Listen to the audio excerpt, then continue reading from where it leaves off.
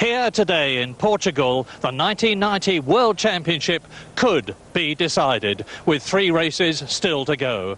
For if Ayrton Senna wins for the 3rd time, it's going to be almost impossible for his rival Alain Prost to beat him in the championship. But Alain Prost has won 3 of the 6 Estoril Grand Prix that have been held here in Portugal, and he knows from second on the grid he could make it 4. And talking of Ferrari, the soap opera drama of who takes Nigel Mansell's place in 1991 has been resolved. It was going to be Benetton's Sandro Nannini, but with the shock announcement still rocking the Formula One world, it was cancelled in favour of a delighted Jean Alesi. I'm very, very happy because it was very difficult at the beginning, and Ferrari found the solution, and I'm very happy. What is the arrangement at Ferrari with you and Alain Prost? Are you equal, or is it number 1 and number 2? No, we are equal, but he's 3 times world champion. He won 43 races, and I have just 1.5 year in Formula One. So for sure I have to learn a lot with him. 15 days before Monza, I talked with Fabio Briatore and I said, maybe I like to go in Ferrari for 2 years and then I come back in Benetton, because I like to stay in Benetton, it's not a problem. But 2 years in Ferrari, I like. And then in the last week they proposed me a contract with 1 year more and more 1 year with an option. And this I don't like, because I talk every time about 2 years, and I said no. 2 weeks ago, Monza was dominated by the horrific crash that Derek Warwick had in his Lotus in the opening lap. Fortunately, the impact, although it was very hard, I survived. The wheel went over my head. I see everything happening. Everything was, I was completely conscious for the whole of the event. But all the time it was happening, I was thinking of, it's amazing the amount of things that go through your mind. I mean, although the accident only took 4 or 5 seconds, I reckon I was actually in the car having that accident for at least 2 hours. There was certainly a lot going on in Derek's cockpit at Monza, but then it's the driver's office. Jonathan Palmer. At first sight, you wouldn't even think there's room to fit in a Grand Prix car cockpit, let alone race from it, for the designers are constantly striving to reduce its size in the quest for performance. Situated in the centre of this immensely strong carbon fibre survival cell chassis, the seat is individually moulded to each driver's body shape.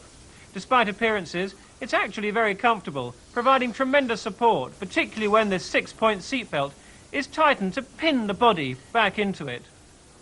Having made his seat, the driver then decides exactly where he wants the steering wheel, and the column is made to suit.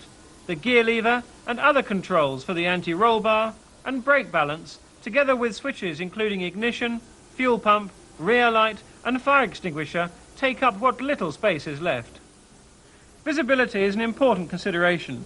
The driver actually looks over this screen rather than through it, and its height is varied for different circuits, high on fast ones to reduce cockpit wind turbulence, and low at slow tracks to improve visibility. Mirrors too need to be carefully positioned to find a clear path through the complex rear wings. Moving forward, the cars have 3 pedals, accelerator, brake and clutch, just like a family car, but arranged much closer together, again because of lack of space. To accommodate drivers of different leg length, the pedals can be adjusted fore and aft, though safety regulations state they must not be ahead of the front axle line. Quite a problem for tall drivers like Gerhard Berger. It really is a small man's world. After 12 rounds of the 16-round World Championship, Ayrton Senna leads by 16 points ahead of Alain Prost. One or other of them must become world champion this year. Gerhard Berger is 3rd, Thierry Boutsen 4th, Nelson Piquet 5th, Tracy 6th, and Nigel Mansell 7th equal. Goedemiddag, dames en heren. Welkom in Estoril, of Estoril zoals de Portugezen zeggen, voor de grote prijs van Portugal, de 13e grote prijs van het seizoen 1990. De 496e sinds het ontstaan van het WK Formule 1 in 1950. Het is een belangrijke wedstrijd met het oog op dat wereldkampioenschap. Ayrton Senna die heeft 16 punten voorsprong op Alain Prost, en als de Braziliaan vandaag wint, dan heeft hij een tweede wereldtitel binnen handbereik. Om zijn kansen min of meer gaaf te houden is Prost vrijwel verplicht om te winnen. En gezien de resultaten van de trainingen is de kans zeer groot dat we hier een bijzonder spannend duel krijgen tussen de Ferraris en de McLarens. Te meer omdat dit een circuit is waar het chassis van groter belang is dan de motor. En wat dat betreft zijn de Ferraris bevoordeeld. U ziet daar nog het staartje van de startgrid aan uw oog voorbij rollen. En die startgrid is zoals gebruikelijk grondig bestudeerd door Dirk Abrams. Een snip verkouden, Dirk Abrams, dames en heren, maar ik hoop dat u mij min of meer en duidelijk verstaat. We gaan het staartje voorlopig laten voor wat het is. En we gaan beginnen bij het begin, namelijk bij de kop. En geen 50ste pole voor Ayrton Senna hier in Estoril, maar wel de 15e voor Nigel Mansell, de derde dit seizoen. De Brit was eerder al de snelste tijdens de trainingen in Frankrijk en ook in Engeland, dus voor eigen publiek. En net zoals 2 weken geleden in Monza, Dirk heeft het daarnet al even aangegeven, is de tweede trainingssessie, die er dus gisteren plaats had, uitermate spannend verlopen. En toen alle rook om ons hoofd was verdwenen, konden we hier met z'n allen vaststellen dat Nigel Mansell wel geteld 400ste van een seconde sneller was geweest dan zijn teamgenoot Alain Prost. Terwijl we hier kijken naar Gerard Berger. Prost die op zijn beurt amper 6000ste van een seconde sneller was dan Ayrton Senna. De specialist wat de Flying Lap betreft, Senna, die tijdens de eerste trainingsrit vrijdag de snelste tijd had laten optekenen. En het ging bijzonder hard gisteren, maar liefst 9 rijders verbeterden Senna's pooltijd van vorig jaar. Dat waren Nigel Mansell, Alain Prost, Senna zelf, Berger, Patrese, Piquet, Boutsen, Alesi en Alessandro Nannini. Zo heeft hij ook meteen de eerste 9 gehad van deze startgrid. Terwijl we hier kijken naar Riccardo Patrese, de teamgenoot van Thierry Boutsen. 5e tijd voor Riccardo Patrese. Hij start in deze grote prijs van Portugal op de 3e rij. Mansell, Prost en Senna, het toptrio, verbeterde die topkronen van Senna van vorig jaar zelfs met bijna 2 seconden. En dat is veel, dat is zelfs heel veel. Dus 2 Ferraris vandaag op de eerste rij, die mooie knalrode bolides. En het is van 1988, van de grote prijs van Engeland geleden, dat dat nog gebeurd is. Terwijl we hier kijken naar een bekend en belangrijk man in de internationale automobielsport. FISA-voorzitter Jean-Marie Balestre, de man die daar net uit beeld verdween. En hier zijn we bij Nigel Mansell, een verschrikkelijk hard rondje gisteren. 1 minuut 13 seconden, 557.000ste. Dat voor de mensen die dat bijhouden en graag weten. Dus bijna 2 seconden sneller dan het poolrecord van Ayrton Senna vorig jaar. Thierry Boutsen, terwijl Jean-Marie Balestre daar staat te praten met onze landgenoot Roland Bruinsrade. Estoril, I think. There's a few clouds around, but certainly nicer weather than here in Britain at the moment. But it's Nigel Hunt and James Hunt and Murray Walker. And Murray, there's been a lot of speculation during the past week about Nigel Mansell's future. Have you any more on that? Yes, indeed I have, Bob.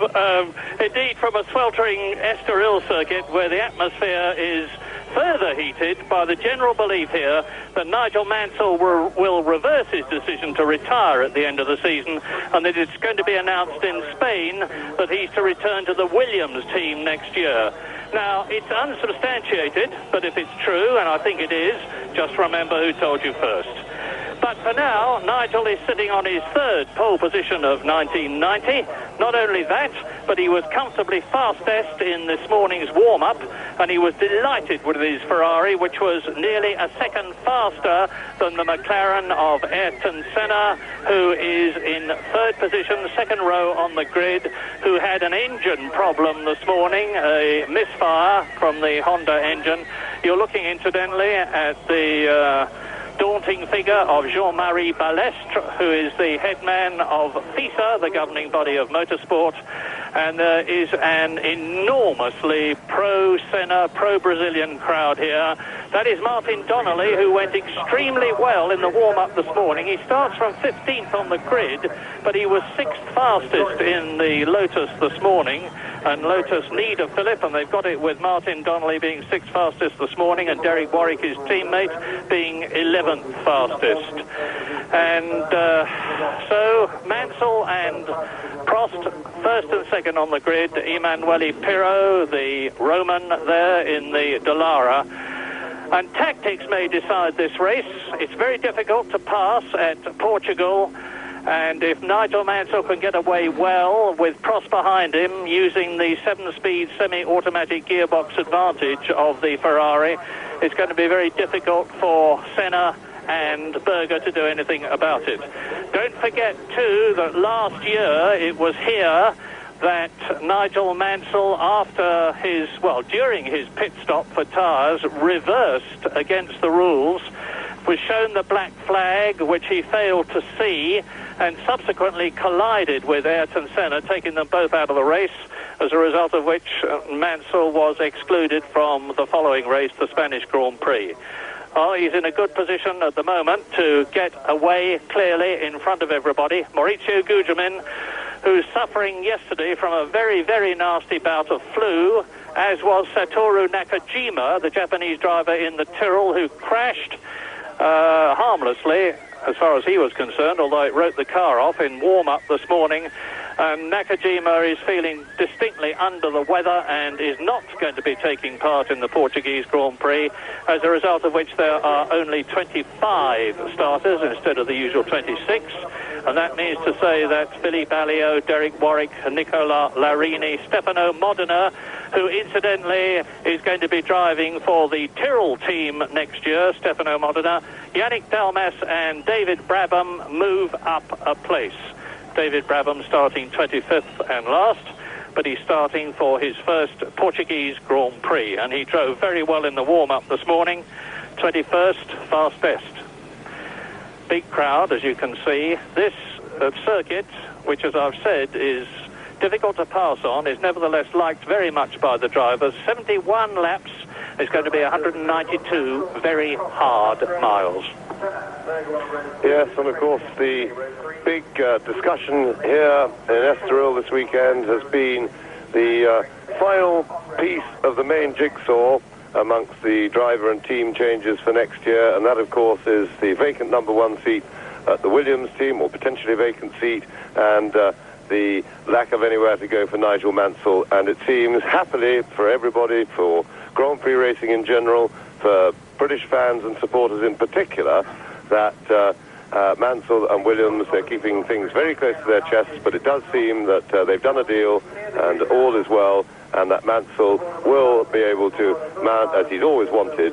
In fact, the retirement thing was a sidetrack, really, his challenge for the World Championship next year. And without any doubt, if he can get himself in the Williams, which we think will be announced next weekend, then he has the best shot he could have done at the World Championship. A better shot than driving in the Ferrari team with Prost.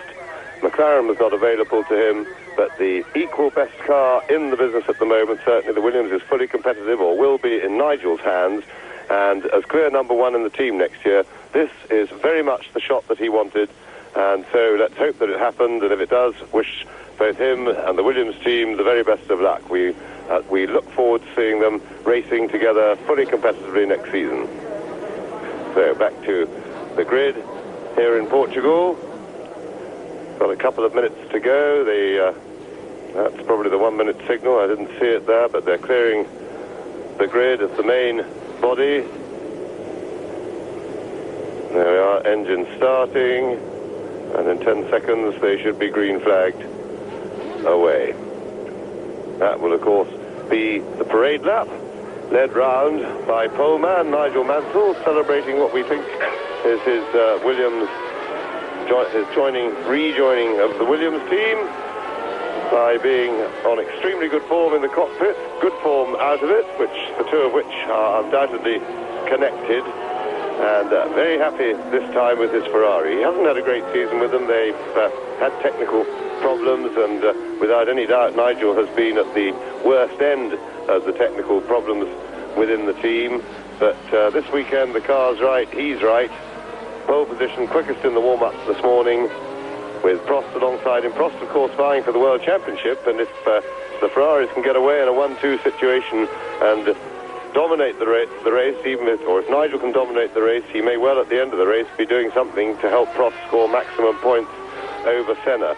And so the Ferrari team will, I'm sure, if the situation arises towards the end of the race and they can gain anything towards Prost winning the championship, I'm sure Nigel will be playing a support role and may well be giving up a win if, for example, Prost is in second place behind him, and hopefully he'd do that by going up to the line and then waiting for Prost.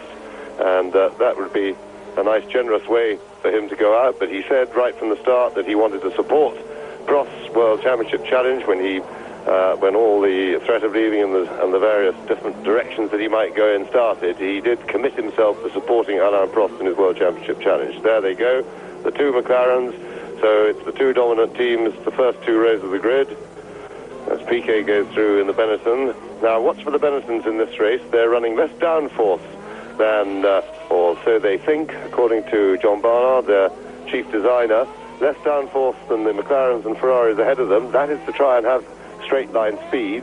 They cover themselves by going one car with C's, that's Piquet, the softer compound, one car Nannini with B compound tyres, the harder.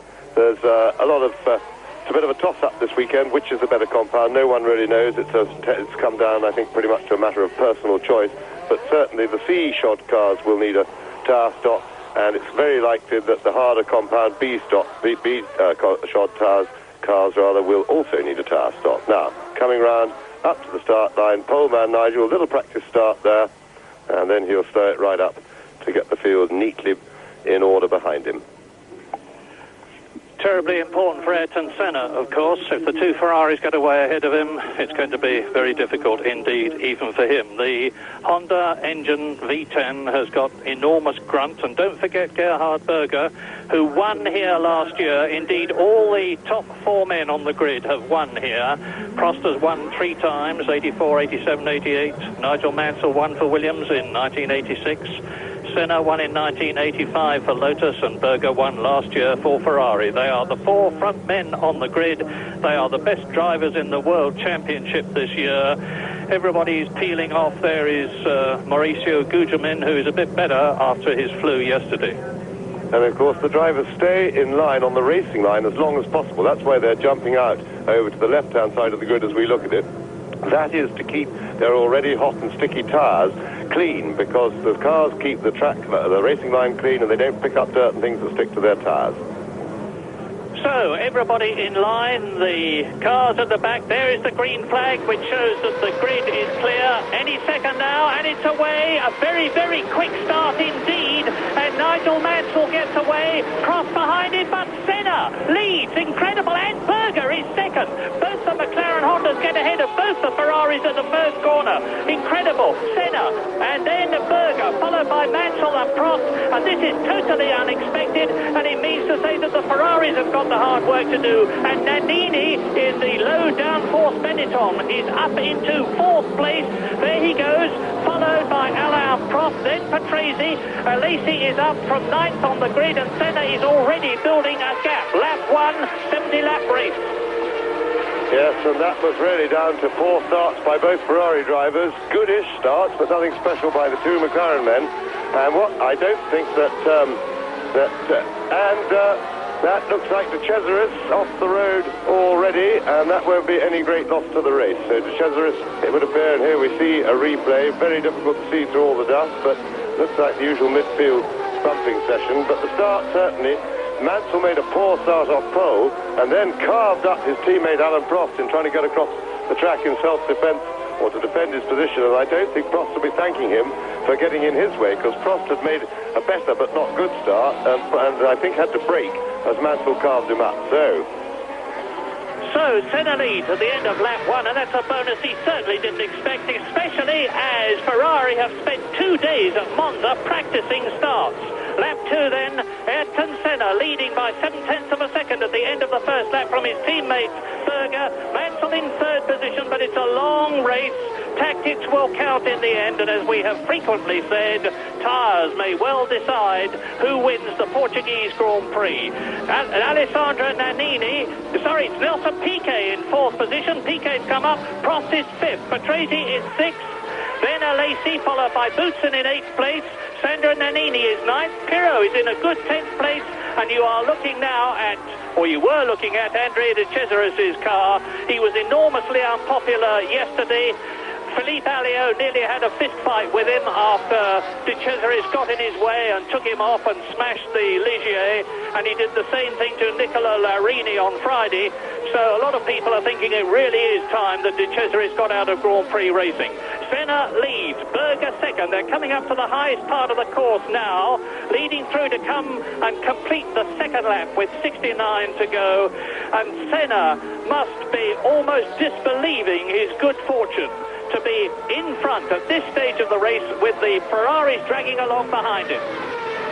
Yes, and Prost now back in 5th place will not be pleased with Mansell as the Benetton now said look out for their straight line speed, and Piquet and Mansell, I don't think Piquet like that was weaving on the straight by Nigel Mansell, and that really was a bit naughty. He should have gone over to the inside of the track straight away if he was wanting to cover the inside against Piquet, and not moved when Piquet moved, and that was real Formula 3 style inexperienced driving from Mansell. Piquet won't be pleased. And it's another indication of the return to form of Nelson Piquet, who is running at the present moment 5th place in the championship. He's finished in the points in nearly every race. The Benetton handles extremely well, and as James has said, they have got very, very little downforce from the wings. That means to say they're tremendously quick on the start and finish straight as they come out of turn 11, where incidentally the drivers are pulling 4G for 4 full seconds. And that is an incredible load on them. They're coming up towards it now, and I'm expecting Nelson Piquet to have another go at Mansell, who is in 3rd position, with Senna now leading by nearly a full second from Berger. There is Mansell in 2nd place, and he must be kicking himself out of that turn 11. Now, watch Piquet in the background with Prost behind him. Then in 6th position is Patrese. Alesi is the top Pirelli runner in 7th place, and Senna's lead is still 9/10 of a second over his teammate Gerhard Berger. Mansell.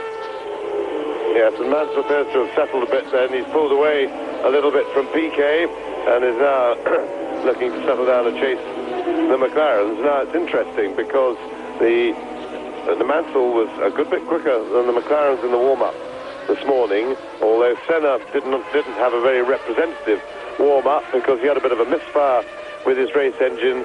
They thought they knew what it was and had cured it, but as a precaution, Senna is running with a fresh engine. They changed his engine after the warm-up this morning, and that certainly isn't misfiring. It seems to be running smoothly, but Mansell now starting to show the form that he showed in the warm-up, is moved right up onto the McLaren duo, as close as he wants to be at the moment, and I would think that he'll be starting to consider making a challenge. He may have a look for a couple of laps first to get in position. It's a slow, painstaking task, preparing to overtake in this business when the cars are so equally matched on the straight line, and getting close hurts aerodynamics. This is the overtaking point, the start-finish straight.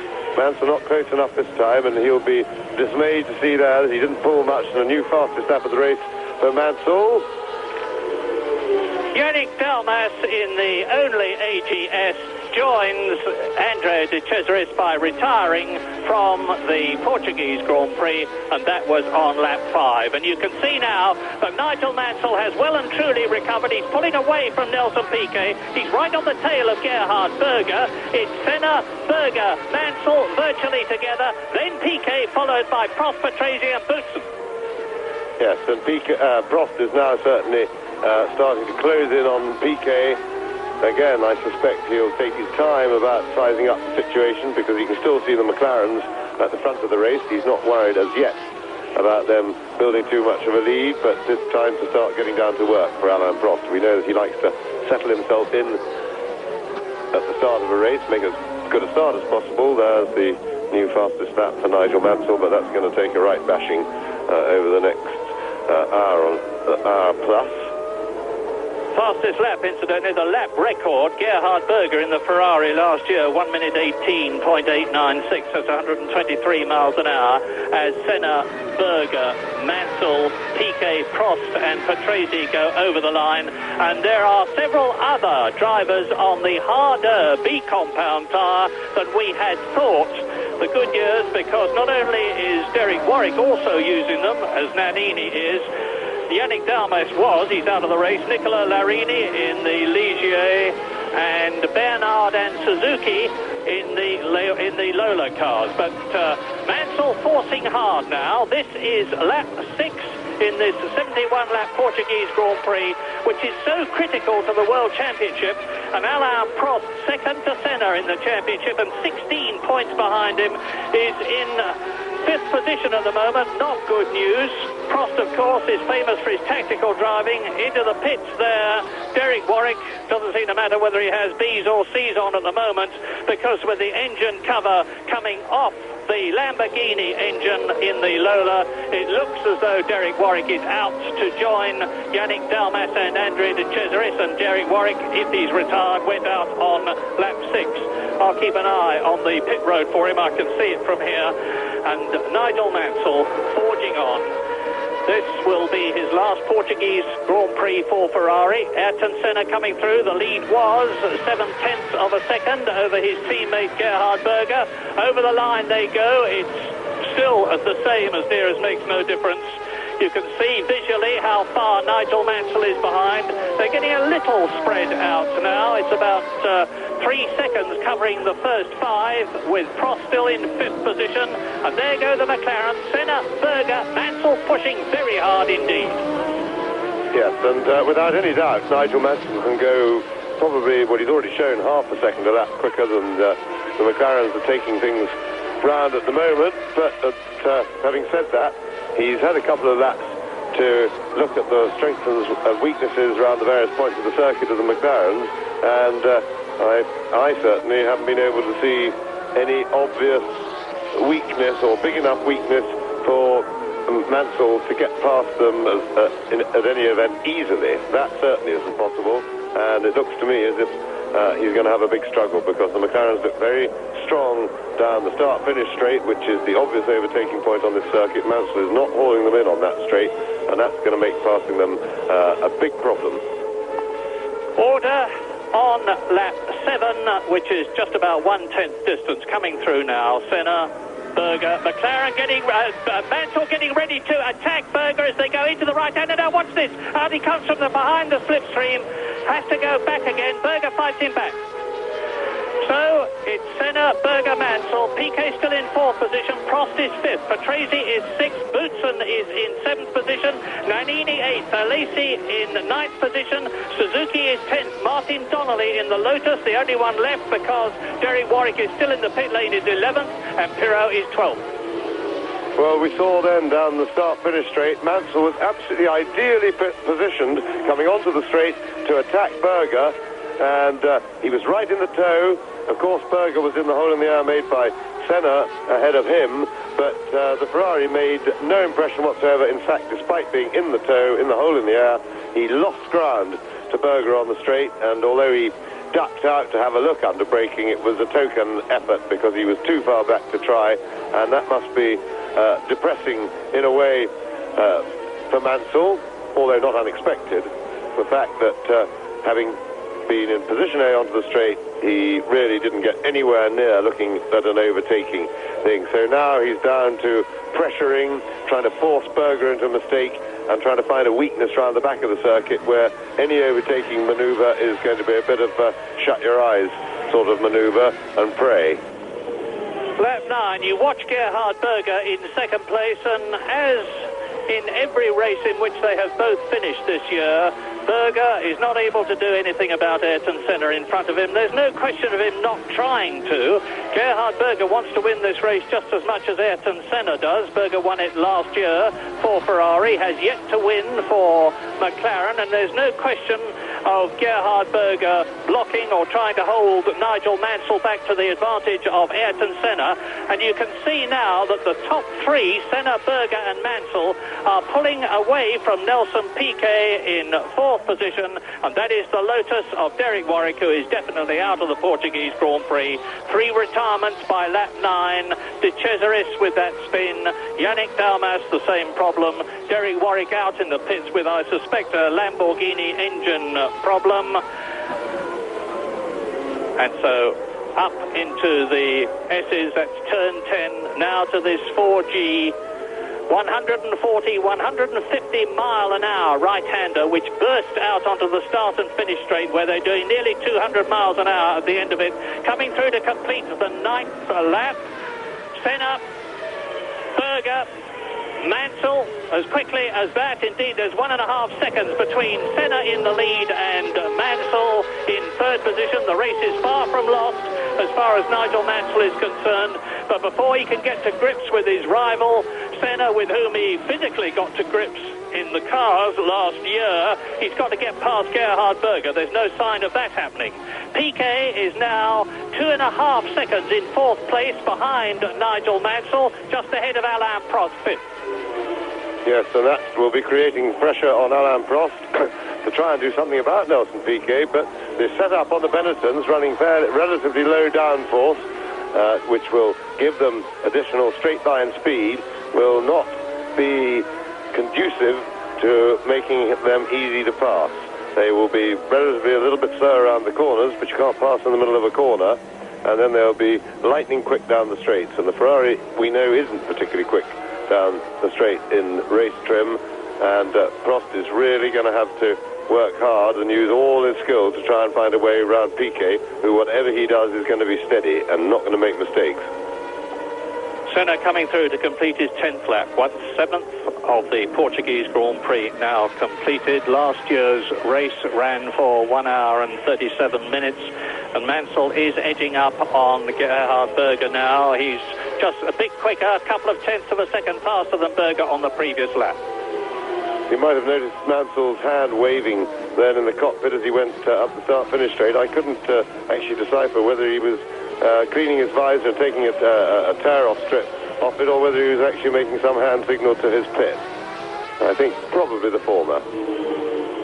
Let's hope it wasn't a signal which indicates that he's in trouble. Not that it looks as though he is, but Mansell has retired from 8 of the 12 Grand Prix so far this year, whereas his teammate Alain Prost has only retired from 3 of them. And the general feeling was that Nigel Mansell was not getting as good a deal from the Ferrari team as was Prost.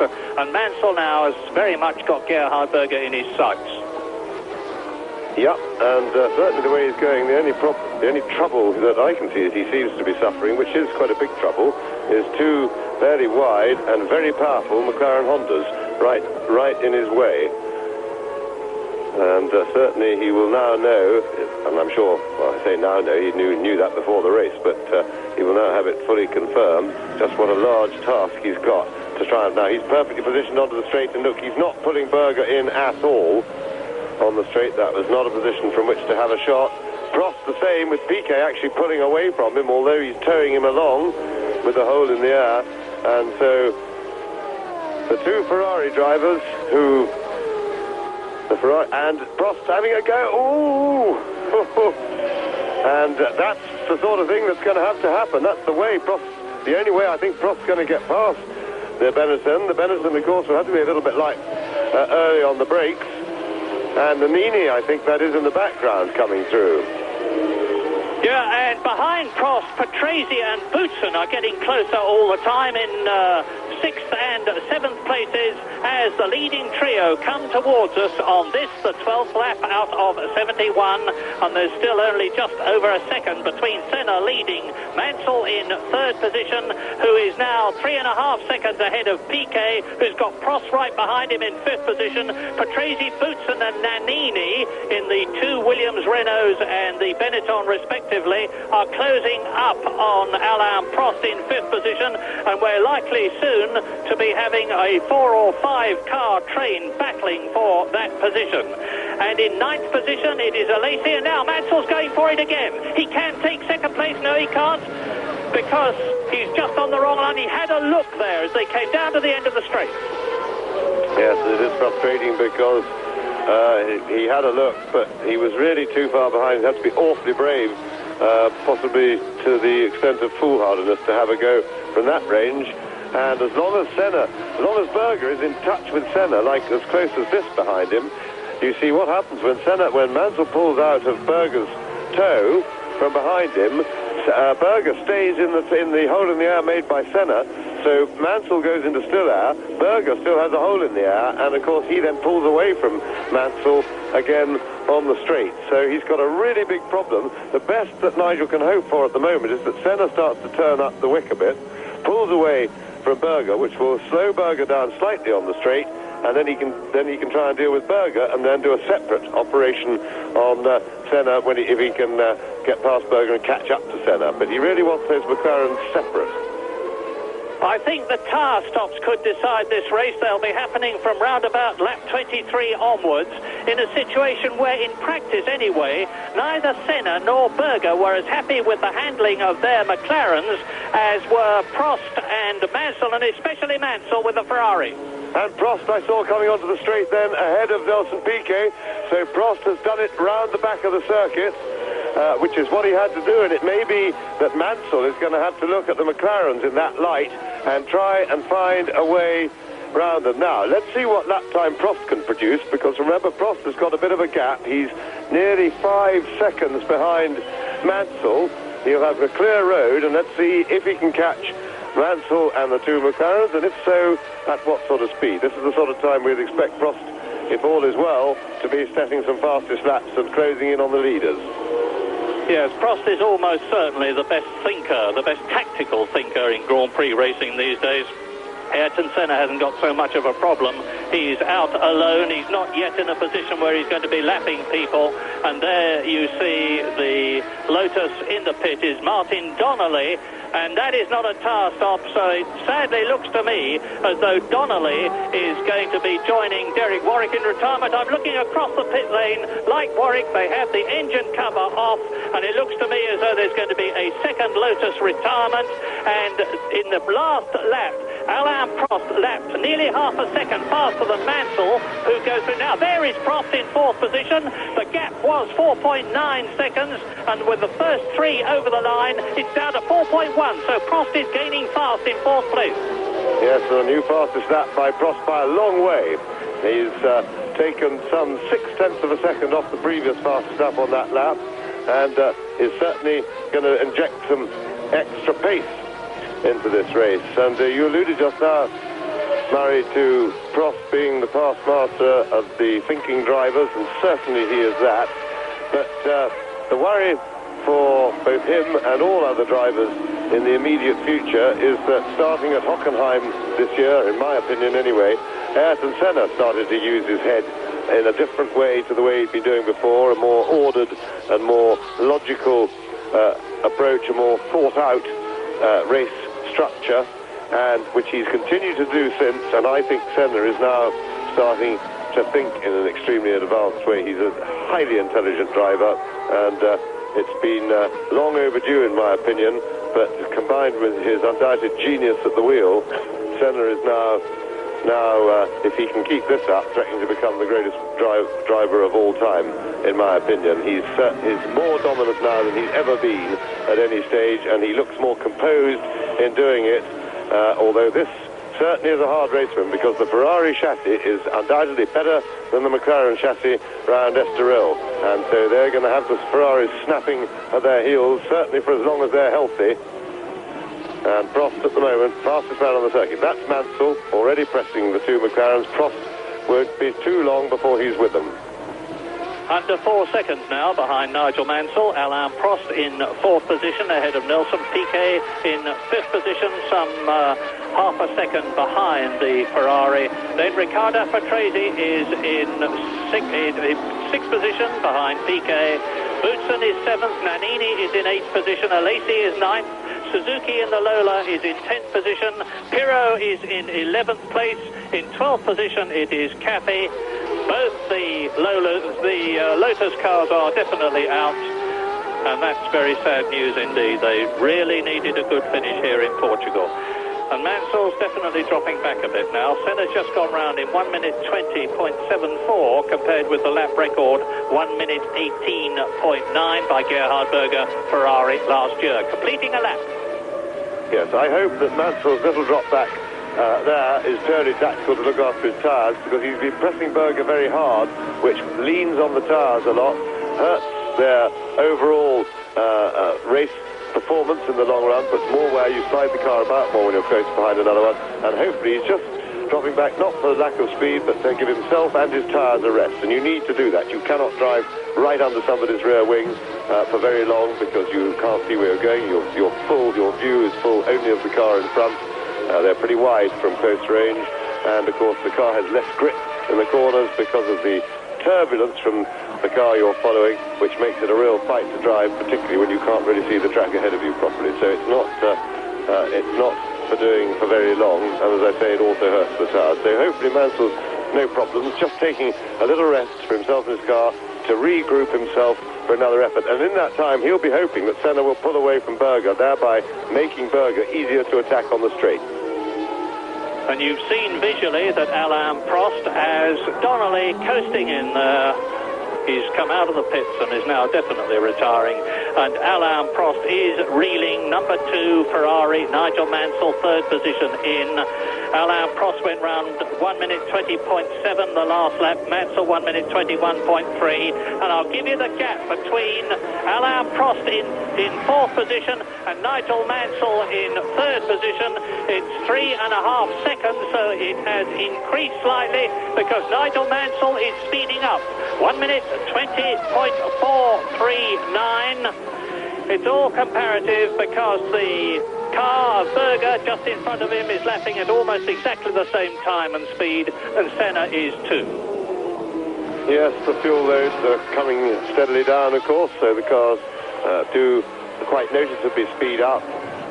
Remember that when they start a Grand Prix, these engines are pretty thirsty, and the car starts well over half as heavy again when it's full of fuel as to its nearly dry weight will be when it finishes the race. Now there's Prost coming to the picture. We had a good view of the gap. Donnelly back in the pits, and it really looks like this is certainly terminal as far as any serious part in this afternoon's race is concerned. Maybe they're trying to find a fault and they'll do a bit of testing, but in the competitive part of the proceedings, that's obviously it for both notices. Well, the start position has reversed what normally happens. The pole and second place man, the front row of the grid, normally get away well and can dominate the race. By bodging for whatever reason their start, both Nigel Mansell and Alain Prost were taken by both the McLarens by the first corner. Senna into the lead, Berger into second place. Race speed, of course, and this difficult circuit to pass on makes things almost impossible unless one of the McLaren drivers makes a mistake. Mansell is getting closer now. Yes, I think there's the caption, a new fastest lap for Alain Prost, but he's only just edging it down. And the interesting thing is, although Prost is the fastest man on the circuit, the others have speeded up at the 3 ahead of him, and he's not catching them in what I'd call a very particularly dominant sort of way. He's only inching towards them, and that to me means that even when he catches them, overtaking is going to be a real problem for him.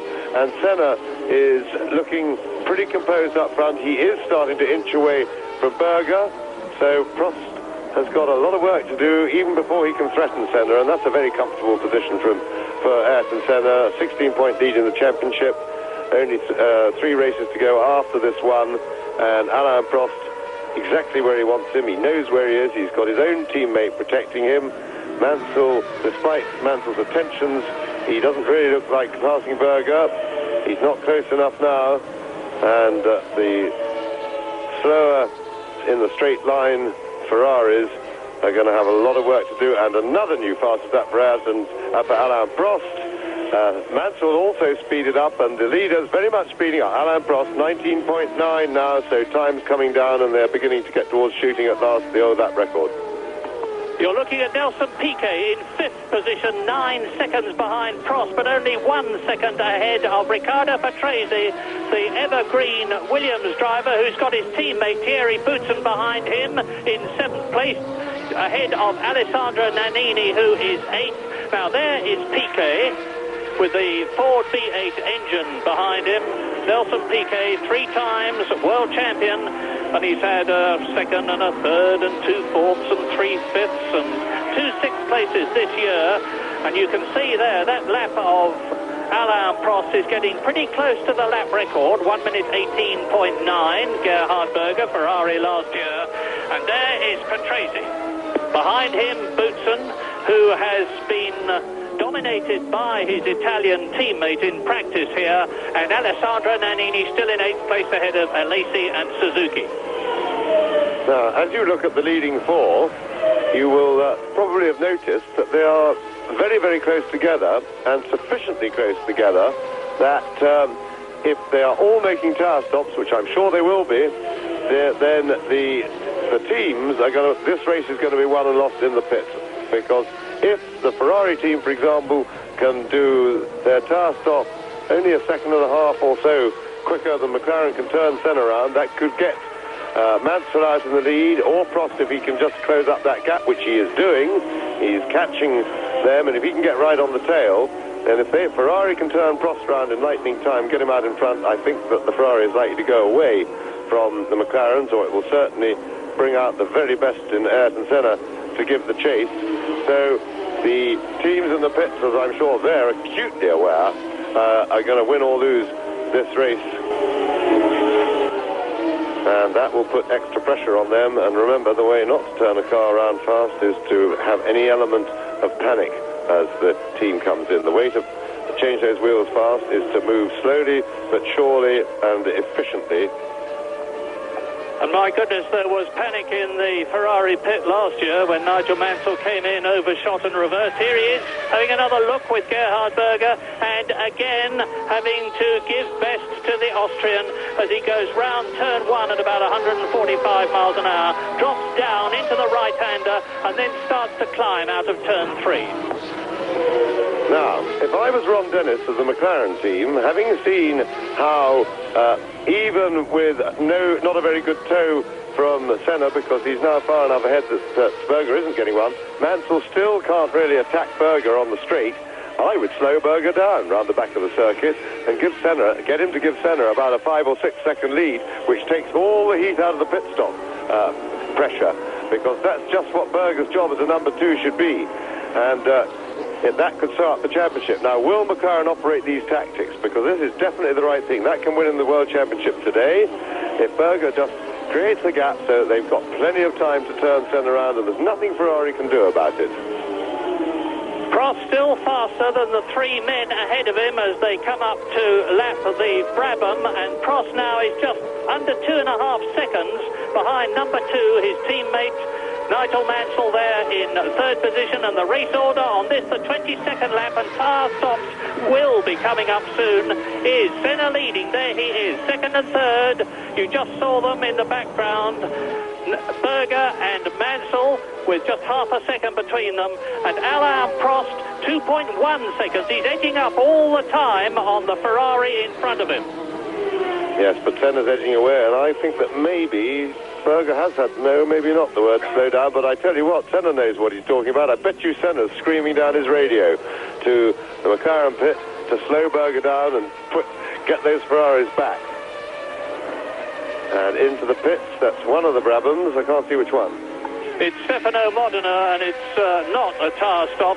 I'm looking directly across at him now, and the Brabham mechanics are very static indeed. Modena is out of the car and therefore out of the race, and that is De Cesaris, Dalmas, Warwick, Donnelly and Modena out of the Portuguese Grand Prix, with Modena retiring on lap 23. Nigel Mansell still stuck behind Gerhard Berger, but Prost is still inching up on the Ferrari ahead of him. We've got a most interesting tactical situation now, because Senna can win the World Championship. Is he going to be helped by Berger? Prost can win the World Championship, although it's going to be a lot harder for him than Ayrton Senna. Is he going to be helped by Nigel Mansell?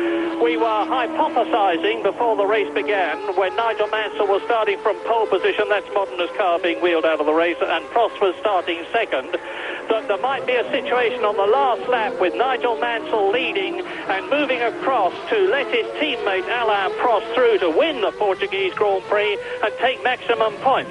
Well, that certainly doesn't look like happening at the moment. Indeed, the question is he going to defer to Prost to let him take third position instead of the fourth that he's in now. And you can see now that that gap is just over 1.5 seconds, and Prost is continuing to lap faster than Mansell, Berger and race leader Ayrton Senna. Yes, well, most importantly for Prost will be the interest of his gap as they got coming up on one of the Brabhams. And that is Brabham himself in that car. We've just seen Modena in the pits. And they are now close enough, though, that, of course, a good pit stop from Ferrari and any minor problem, it only needs to be minor for McLaren in turning their cars round, and this whole two McLarens ahead of two Ferraris could easily be reversed. And it might be soon, because now there is Brabham. Senna's got to lap him, then Berger, then Mansell, then Prost.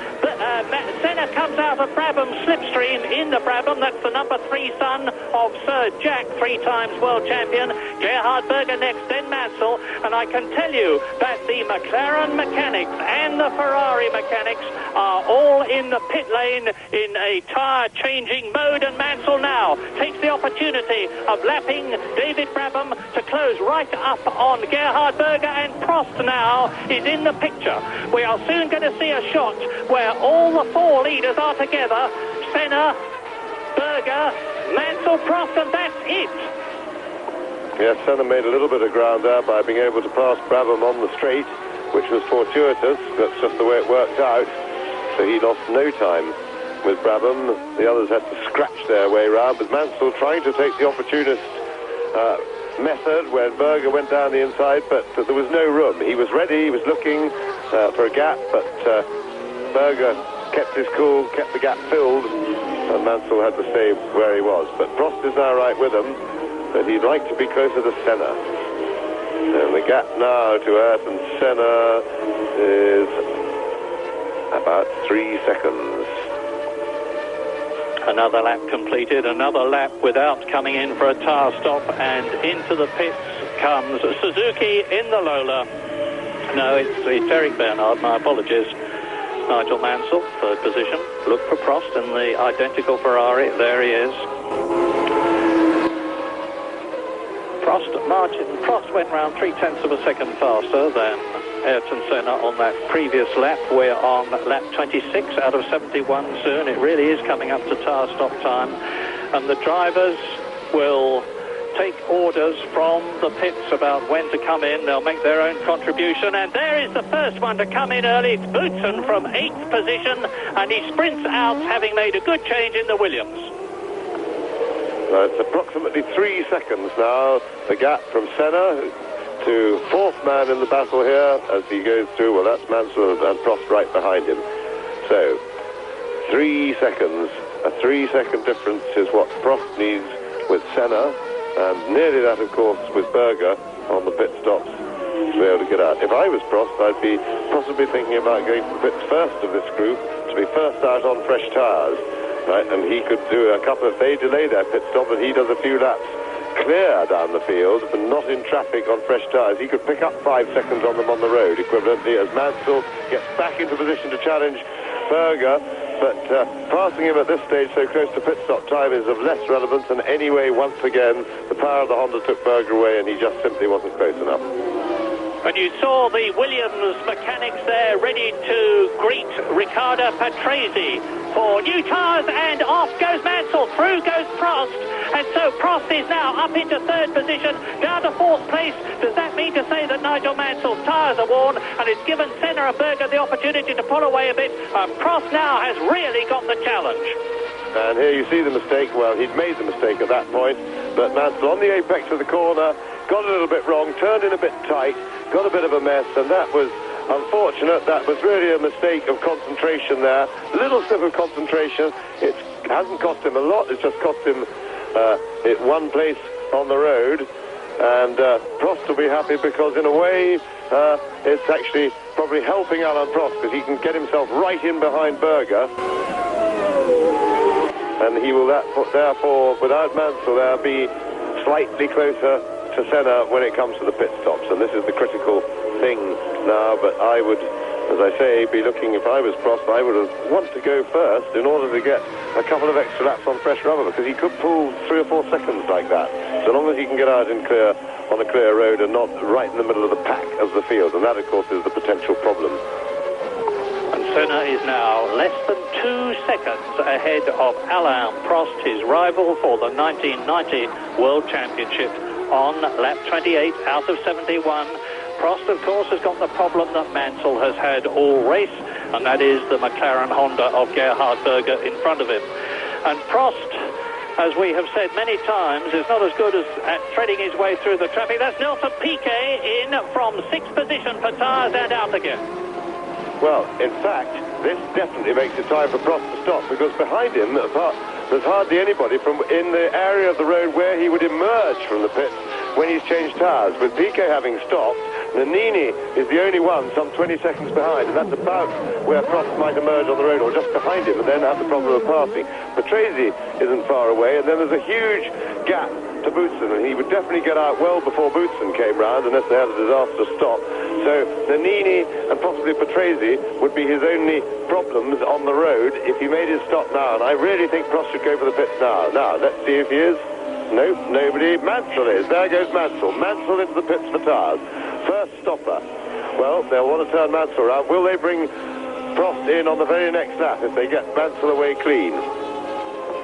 Well, he seems to be coming in pretty slowly to me. Perhaps he's remembering last year when he came in too quickly and had to back up, waving his arm about. He'll be shouting something over the radio. Well, that's a good stop, and Nigel Mansell sprints out of the pits.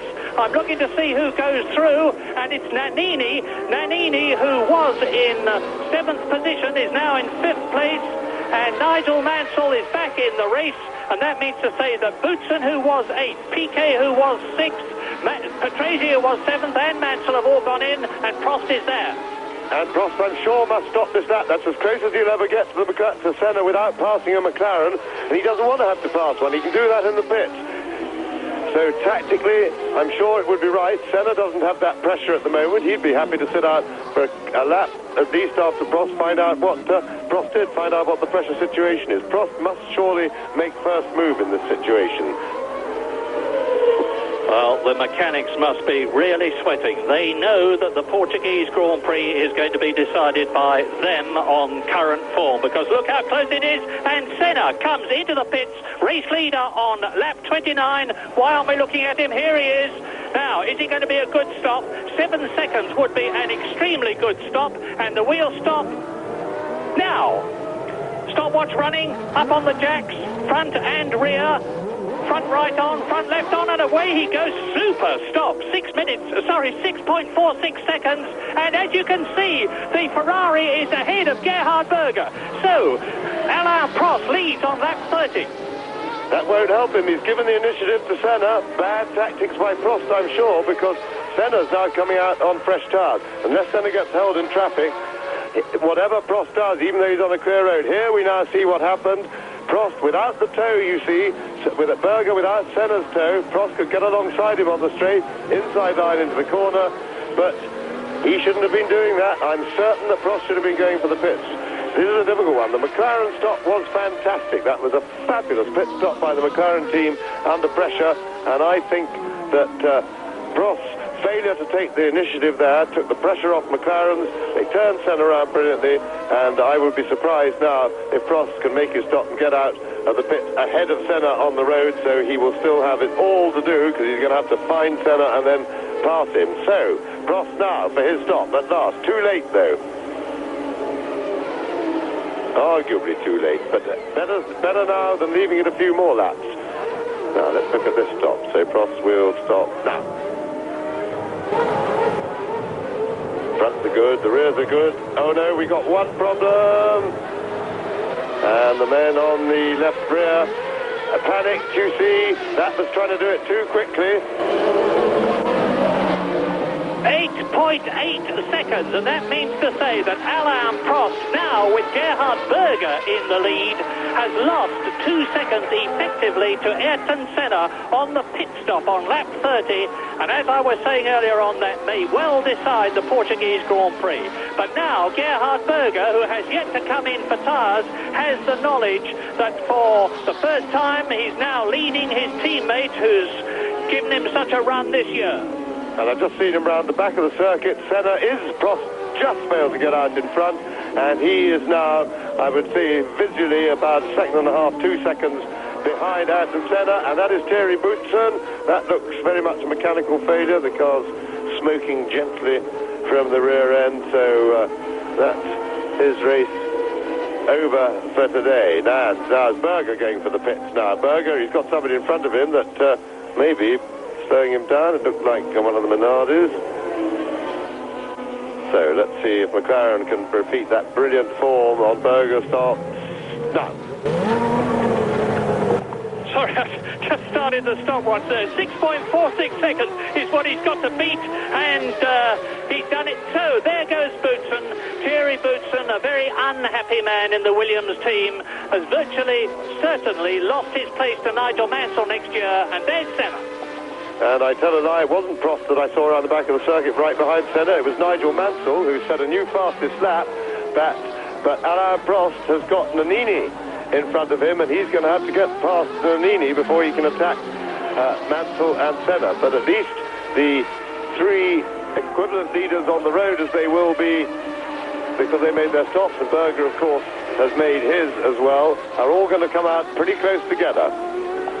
So Nigel Mansell, the fastest man at Estoril at the moment, and this is turning out to be a real nail-biting Portuguese Grand Prix as we look at Ayrton Senna.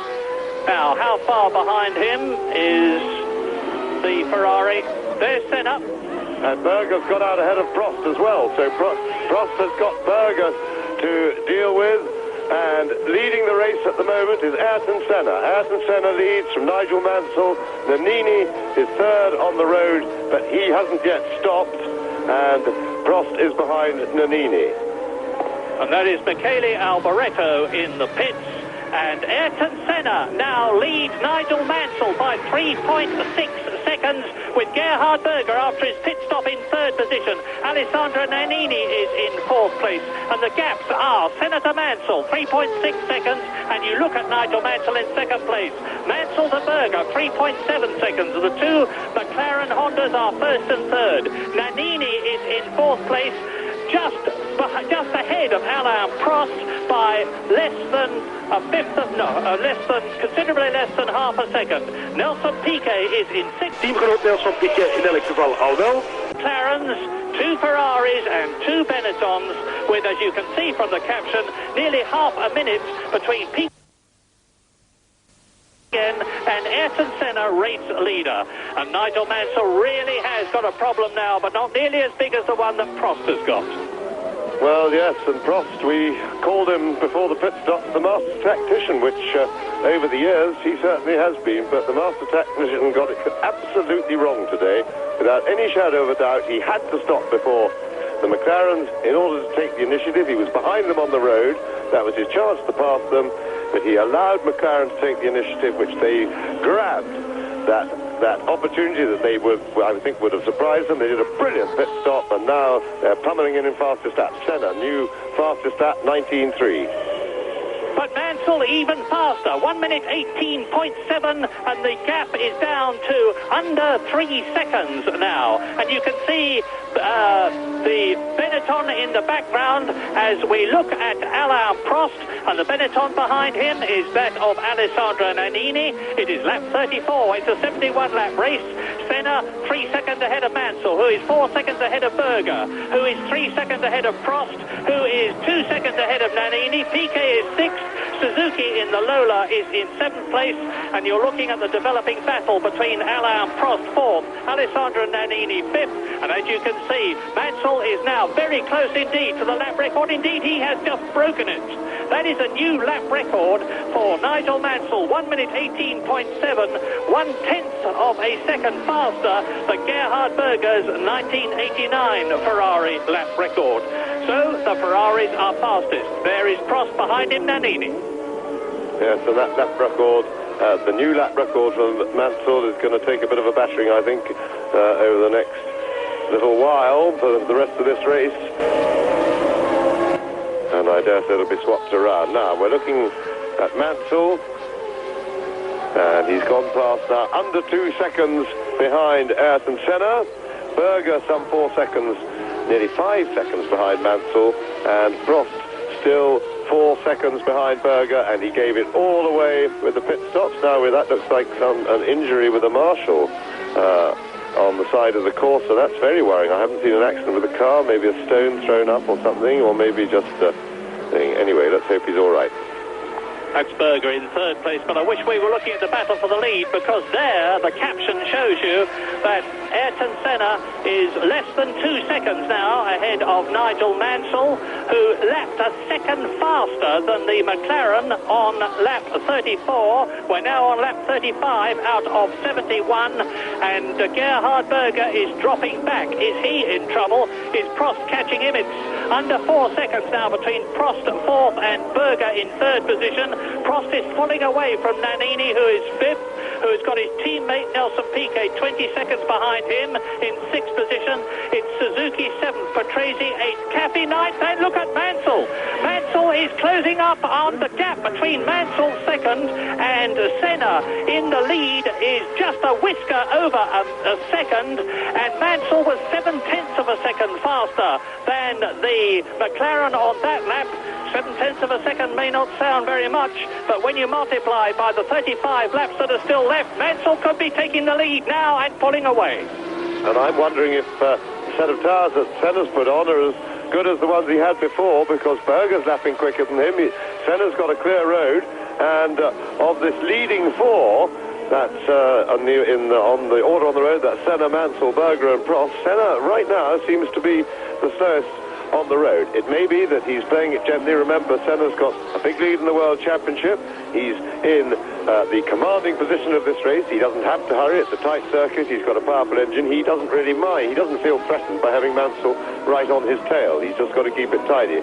But I would imagine that if he could, he'd prefer to have a 5-second lead and not have somebody buzzing around his rear end for the rest of the race. It makes it uncomfortable after Sunday afternoon's motoring, having somebody buzzing around your rear wing for an hour and a half. But certainly he seems powerless to do anything about Mansell's close up from behind, and Mansell has now got the gap down under a second, so he's in the turbulence from Senna's car, and now this last second is going to be very hard work for Mansell to get the car positioned to make an attack. But remember, we saw the worst situation. He's closing at every corner. Mansell, the Ferrari chassis, certainly working very well around the tight, twisty corners around the back of the circuit. And I should think this is an authoritative enough approach from the rear that must be making Senna feel a little bit worried. And remember that Nigel Mansell, like Gerhard Berger, has yet to win a Grand Prix in 1990. Mexico was his highest finish, second place. And he's got the man that he has fought against in so many races in different makes of car in front of him and getting closer all the time. Mansell, his last lap was 0.3 of a second faster than Ayrton Senna. It's of academic interest now because it's a visual gap, and as we have said many times before, the turbulence from Senna's McLaren, and look at the size of the rear wing that he has got, will start. That's Cesare Fiorio in the dark glasses, the Ferrari team manager, ex-Lancia rally manager, as Ayrton Senna goes through now on his 38th lap, and Mansell on the previous lap was again half a second quicker, and it's now a battle for the lead, and that is it. Senna, Mansell, and Mansell's going for it as they come out of turn 8. And this is the sort of driving that makes Italy love Nigel Mansell when he's driving a Ferrari. Lion Nigel, they call him in Italy, and he's climbing all over the back of Senna. He knows he's not going to do it, or he's unlikely to do it on the start-finish straight. He's looking for a way round on the back, and for that, you've got to be a lion. Lap 38, Senna leading Mansell, you can see the gap. Berger is 4 seconds behind now. There's the caption saying Prost is in 4th place and he's dropping back. Nannini is 5th, Piquet is 6th, As James has said, Senna doesn't have to win this race to increase his World Championship lead, because as long as he stays ahead of Prost, he's going to do that anyway, but he would certainly want to for reasons of pride. And they're coming up now to lap Maurizio Gugelmin, who is in 12th position in the quick but not quick enough Leighton House car with its Judd engine. And Mansell now has a look, as he did many times in the past with Gerhard Berger. Just shows Senna that he's there. Not that the Brazilian will be in any doubt about that. You'll see the Ferrari big in his mirrors, and he moves across and takes Gugelmin. Mansell now, he's consistently faster than Ayrton Senna. James has hypothesized that maybe Senna's tyres are not as good as Mansell's. The second set, this could well be true, but for whatever reason, the V12 Ferrari is certainly harrying the V10 Honda-powered McLaren. There are the leaders. Berger coming up in the background in third place to catch and lap Maurizio Gugelmin. Prost is still fourth. Nannini is still fifth. The second Benetton, there's Ron Dennis on the right and Gordon Kimball on the right. Dennis on the left, Kimball on the right, who is Ayrton Senna's team engineer, race engineer, and Mansell drops back a bit. Yes, I think Mansell probably giving his tyres fairly well-deserved rest for the moment. I hope he's not in trouble, because he dropped back a little bit sharply there. I hope that's not mechanical. No, he's certainly going on full song. Berger in the background, just coming onto the pit straight, and Prost there you see a similar distance behind, with what looks like Gugelmin and Leighton House car in between them. Now watch Gerhard Berger as Mansell laps the Lola, because he's on a charge too, as is Prost. Berger was faster than Mansell and Senna on that previous lap, and Prost was faster than both of them. Indeed, Prost is the fastest of the four men now, in fourth position, and he's starting to cut into the 4-second gap between himself and third place man Gerhard Berger. It's now down to 3.8 seconds. There he is in the background, Berger. And we are on lap 40 in this 71-lap race.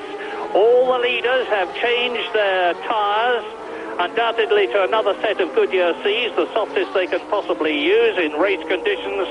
And Mansell in second position, as high as he has finished this year, going for a win. And everybody in Britain who is watching and listening will be hoping that the belief that Nigel Mansell is not going to retire but will be driving a Williams Renault next year is true. And what a marvellous prospect that holds out for us. Ayrton Senna and Gerhard Berger in McLaren Hondas, Alain Prost in a Ferrari, Nigel Mansell in a Williams Renault, not to mention, of course, Nelson Piquet and Sandro Nannini in the new John Barnard Benetton Ford, which is going to be appearing next year, and Stefano Modena in the Tyrrell Honda. So this is lap 41, and you're watching the battle for the lead, Senna versus Mansell. Yes, and I'm interested. I'm watching Alain Prost's progress behind them, and after, as Mansell still really climbing all over the back of the McLaren, looking for a way back into his position to pressure Senna. Prost behind them seems to be struggling to keep up. Prost, who went very, very quickly indeed as soon as they came out of the pits after the pit stop, as we expected, has been in clear air for a couple of laps and is making no impression on Gerhard Berger, and is lapping now slowest of the leading four cars, and he's in fourth place. So maybe Prost's got some minor problem. Here's an interesting situation. The leaders are coming up to lap Jean Alesi in the Tyrrell Ford, and Alesi is going to be the teammate of Alain Prost in the Ferrari team next year. That's been officially confirmed, and off goes A. Williams. I don't know which one it is. Yes, I do. It's Riccardo Patrese, and he skated off the circuit. He kept his foot in it. The wide tyres enabled him to ride straight over the gravel. And look at that huge gaggle of traffic ahead of Ayrton Senna. We saw the long shot down the straight, and there is Patrese going wide. He would have bounced over that bit of banking and shouldn't have damaged the car in that, but he'll pick up a lot of stones driving through the gravel trap there. So now there is Alesi at the back of a big group, and Mansell is not where he ought to be at the moment. Mansell wants to be right behind, tight behind Senna to take advantage of a mistake, and I don't quite see how Mansell suddenly dropped back like that, because he was right behind Senna, as they came round the previous lap. Is Mansell in trouble again? Well, it's Capelli in front of Ayrton Senna now in the Leighton House car, and Nigel Mansell has still not got ahead of Jean Alesi. Senna's now got 2 cars between himself and Mansell, who sadly, I have to say, does look as though he's in some sort of trouble, because the Ferrari is not going as quick as it was. His last lap was quicker than Senna's, but he suddenly started going slower on this lap. Let's hope when we see him in the next shot, he will be going quick enough to prove me wrong. Well, here is the next shot. They come down the start and finish straight to complete another lap, to complete their 42nd lap. Senna goes through, and there is Capelli behind him as Senna comes up to number 10, Alex Cathy, in the Arrows Ford, and Mansell is going well. I'm delighted to say that I was wrong, and Senna now is right up, Mansell is right up with Senna as he passes the Leighton House car. Now, how's Senna going to deal with Alex Cathy? Cathy on the left, Senna on the right, and Mansell is right behind the McLaren.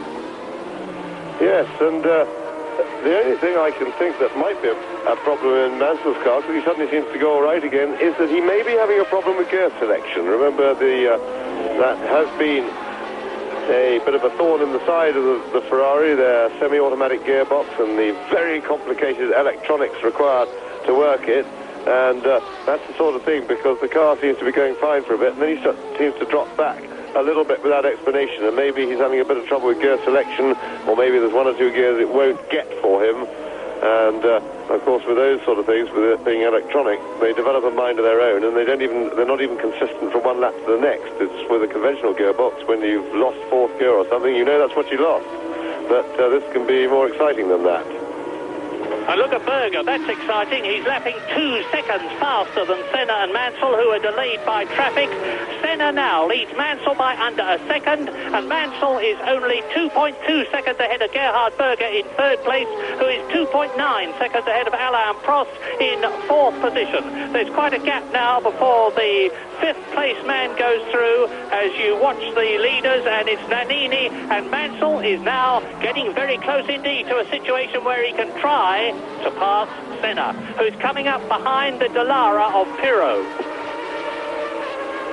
And Senna looks as if he's positioned himself well, and he gets through, and in all this heavy gaggle of traffic, that's allowed Alain Prost to close up, but that may well be a temporary thing, because we know how he likes to pick his way very carefully through traffic, and of course Senna's passed most of the cars in the gaggle, and Prost still has a lot of cars to pass, so I'm sure this closing up of the overall gap is purely temporary at the moment. Lap 44, race order: Senna, Mansell, Berger 3rd, Prost 4th, Nannini 5th, Piquet 6th, Patrese 7th, Cathy is 8th, Capelli is in 9th position, Alesi, who has been lapped, is 10th, Suzuki is 11th, Maurizio Gugelmin is in 12th place. Senna and Mansell go over the line again. The gap was 0.9 seconds, and at the end of the 44th lap, it's 0.4 seconds. That's because Mansell has lapped half a second faster than Senna. The traffic benefited the Brazilian, but Mansell now is attacking, no doubt about that, down to the 150 miles at 5 miles an hour, turn 2. Now they start the climb from turn 3 up to turn 4, the left-hander, up the very fast straight 3rd, 4th, 5th gear into turn 5. That's it. Now into 6th gear, underneath the banner, into the 3rd gear left-hander, turn 6 at 100 miles an hour. Senna leads, Mansell 2nd. The gap between them, 0.4 of a second at the end of the previous lap, and they're coming up again to David Brabham to lap him. He's still running, the Australian, in the Brabham Judd. And I don't think that Ayrton Senna or Mansell will have any problems at all in getting past him. And Alain Prost really is in trouble in terms of getting where he needs to be, and that is a leading position in order to try to reduce the gap between himself and Ayrton Senna in the World Championship from 16 points to less. Incidentally, Senna has scored 10 times already. Prost has scored 9 times. There's no point in doing the complicated mathematics at the present moment, because we need to see how this race develops. Mansell, the gap now is 1 second, because Senna has gone round 1 minute 19.2. Yes, and Prost, as expected, well delayed in the traffic, although he closed up for a while as Senna and the leaders were passing cars and he was reaching them. He's now dropped back and he's some 9 seconds or so behind Ayrton Senna, and that looks a very, very comfortable situation for Senna. We see here just lapping David Brabham in the World Championship. And Senna also looking very comfortable, and despite the attentions behind him from Nigel Mansell, he looks in command. He doesn't look to be threatened at all. He's got the edge on the straights, which is an enormous advantage, and Mansell's making strenuous and tremendous heroic efforts, in fact, around the back of the circuit to find a way past Senna, but Senna's got everything very well covered. He's never looked like leaving a hole that Mansell could get through. So the two leaders come round, complete 45 laps. Berger still plugging away behind, some 3 and a bit seconds behind Mansell, but ready to pick up the pieces. And then there's 4.5 seconds on from Berger back to Alain Prost, and Senna is getting a bit distant, still with a little bit of traffic between them. And really this looks like, beginning to look like the end of Prost's World Championship challenge for 1990 to leave Senna clear. And certainly he has driven magnificently since in the second half of this season. If Ayrton Senna, that you're looking at now, finishes where he is in the lead, he will have 81 points from 11 races, and Alain Prost will have 59 points from 10 races, and that is looking like too much of a gap, even though there are 27 points still to be won from the Spanish, Japanese and Australian Grand Prix. The Australian Grand Prix, incidentally, on November the 4th in Adelaide, the 500th Grand Prix in the World Championship Series, or will be. 1.4 seconds was the gap between Senna and Mansell on lap 46, and as they go over the line, the gap on lap 47 is half a second less, just under 1 second, so Mansell is charging again. Fastest lap of the race. Yes, another new lap record for Mansell, and there it is on the caption. And also Prost has put in his fastest lap of the race, so he's not dead yet, but I'm afraid in terms of this race from Prost, but there's only a spark of life there, but he's still showing that there is a vague spark. Follow the bouncing ball. The yellow one is Senna, the green one is Mansell, the white one is Berger, and you can see how far on the circuit as they go into turn 6. Alain Prost is behind Gerhard Berger. In terms of time, it's about 3.7 seconds, and Prost is actually now the fastest man on the circuit. Faster than Senna, faster than Mansell, faster than Berger. This race is going to go right down to the wire, but it looks as though it's static in terms of places at the present moment, and I tell a lie because Nigel Mansell was the fastest. Now, 0.9 seconds. It really doesn't matter very much whether it's 0.9 seconds on that lap or 0.7 seconds as it was on the lap they've just completed. You can see what the gap is, and I can tell you, and James can tell you better, that Mansell has got this eternal problem of turbulence from the car ahead. Yes, indeed, and bit of a sheet of flame there from the back of the Ferrari, but I don't think that's necessarily anything to worry about, just a bit of popping and banging on the overrun. Yes, the turbulence from the car in front, well, following a car very closely, of course, on the straights such as now, that's a help to the performance of your car. Did you see the little tear-off go away from Senna's car then, whether that was off his visor or just flicking the tire, picking up one that somebody else had abandoned onto the track? That is, of course, over the visors. They wear these cellophane sort of strips that are thin and go over the main bulletproof part of the visor. And, of course, there's dirt and muck from the car in front. A bit of oil makes it sticky, then a bit of dust and dirt. Then she makes it very difficult to see through. You just tear it off and you've got a clean visor again. So the turbulence certainly a problem for Mansell. It's good on the straight because the hole in the air helps pull the Ferrari along, the hole made by the McLaren, but when we get to the corners, he's got big problems. He's close, so he can't see very well because his view is full of the McLaren rear wing, and he's closer than ever, and I think Senna missed a gear coming onto the straight. Senna seemed to miss a gear. Mansell going for it, and Mansell is through. And a situation that, as expected, Senna was never going to fight back because second will do fine. It's Alain Prost he's racing at the moment. He surely wants to try and secure this championship, and I think Ayrton Senna missed a gear coming onto the straight because he was quite comfortably ahead of Mansell coming on, and then Mansell seemed to reel him right in. So, and another new fastest lap, marginally quicker for Mansell, so another lap record, and in the meantime Prost has closed in a little bit. Senna fighting back though. Senna, well, he didn't appear to put up a big Senna-like fight, because normally when somebody goes past Senna, at best he gives them a real squeeze going into the corner, but he didn't do that to Nigel this time. He may have remembered their previous incident going into that very corner and realised that he's far better off on the road in second place than off the road from first, or trying to defend first, and looks as if he's going to fight again, but I'm sure the Ferrari will be very quick onto the straight, and the McLaren will be, although quicker once on it, will be too far behind each lap. There we are when they come down the main straight. Now Mansell, let's see what he's done on his own in the lead. So Nigel Mansell leads. Well, that was a slow lap for everybody. But not so slow for Gerhard Berger, who continues. He's fastest on the circuit on that lap, and he was 2.3 seconds faster than Senna. He's now only 2.7 seconds behind his teammates, and Senna, of course, is not going to want to defer to the Austrian. Lap 51. Mansell leads by over a second. You can see him there.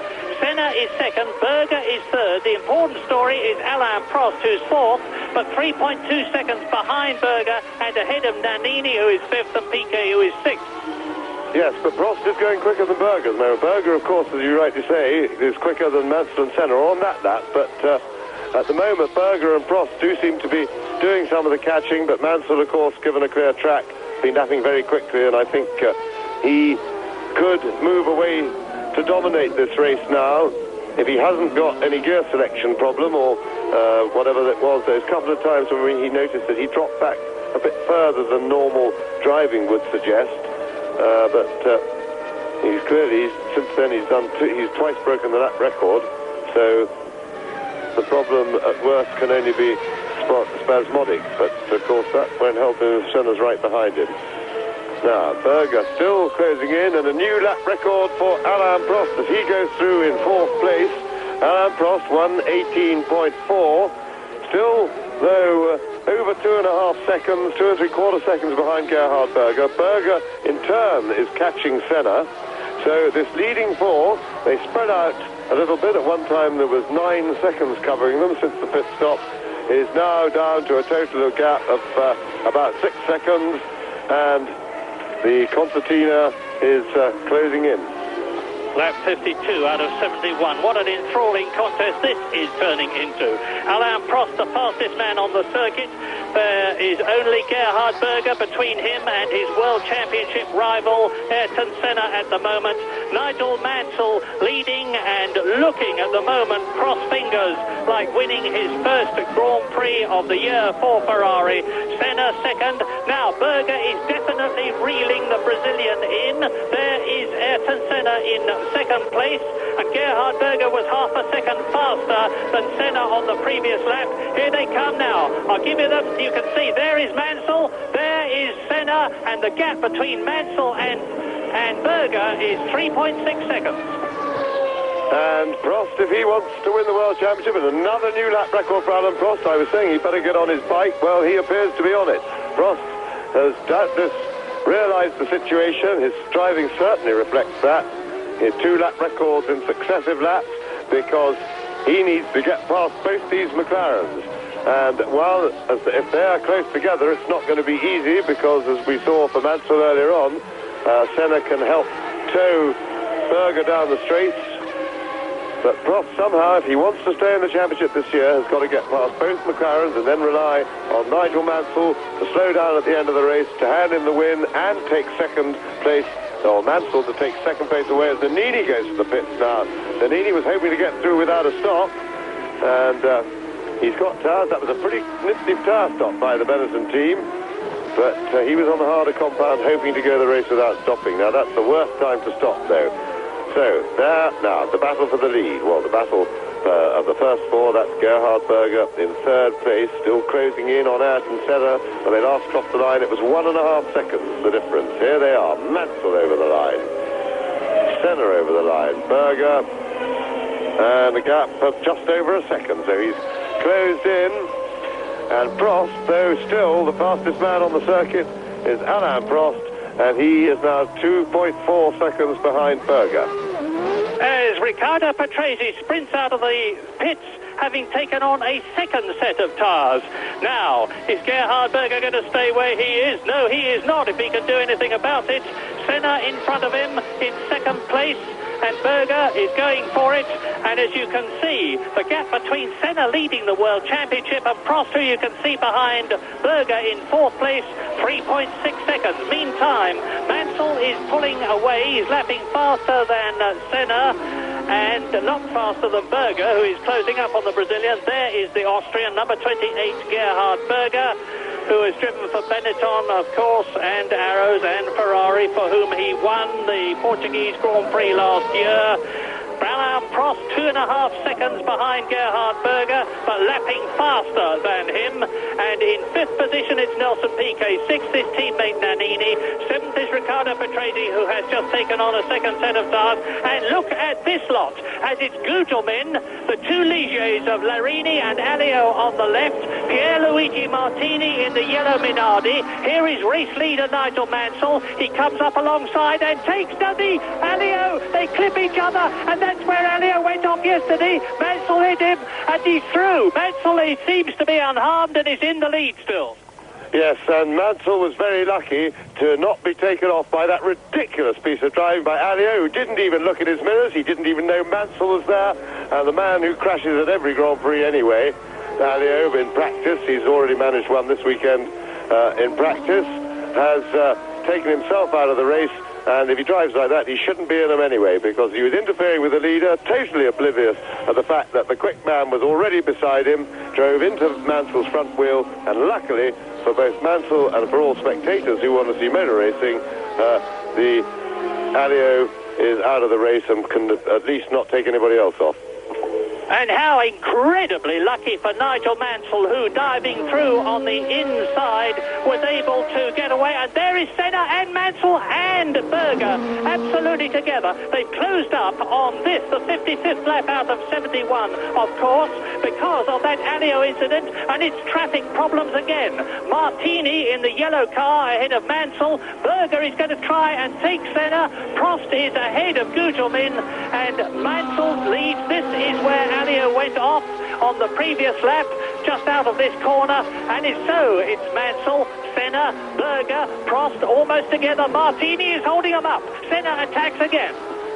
Yes, and Mansell has got a problem because he's got to watch his front and his rear, and that's never easy because Senna has got this clock, and Senna is really looking for a way back round Mansell. Prost has joined the group, so we have the leading four cars, the two McLarens and a Ferrari sandwich, and Senna is trying to change that.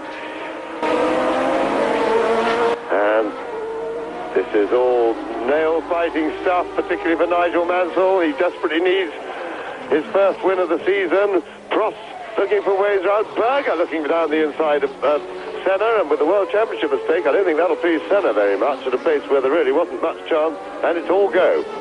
Indeed it is, because Prost is up there with Berger. It's Mansell, Senna, Berger, Prost, as quickly as you can say the names, in the first four places on lap 56 of the Portuguese Grand Prix, round 13 of the World Championship with 3 to go. Ayrton Senna fighting for his championship. Alain Prost doing the same thing. Now they're coming up to Larini in the second Ligier, and Prost is with Berger. Prost could go up to third position in the corner here, and we lose the shot. Senna, Berger, Prost is still in fourth position. Yes, and Prost is now faced with the problem that Mansell had early in the race, and that is with the two McLarens running nose to tail.